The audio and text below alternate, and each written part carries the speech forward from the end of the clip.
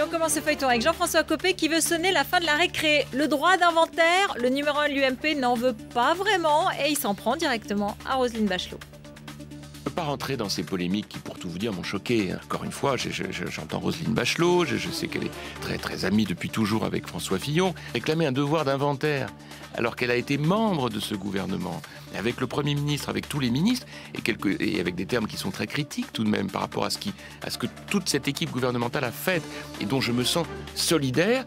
Je me dis attention, restons bien dans ce que nous voulons pour l'avenir.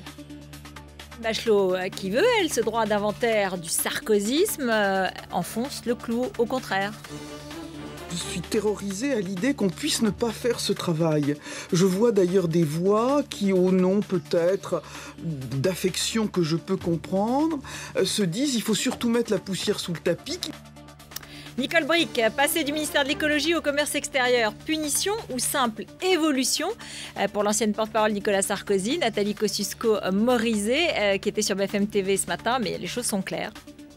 En ce moment, on a une majorité qui ne s'occupe pas de l'écologie. C'est pas par hasard que le premier geste de cette majorité, le premier signal, c'est de virer la ministre en charge de l'écologie sur l'injonction d'un lobby. Une sanction, mais pas du tout. Et c'est Cécile Duflot, la ministre écolo, qui le dit elle-même. C'est plutôt une promotion, assure-t-elle.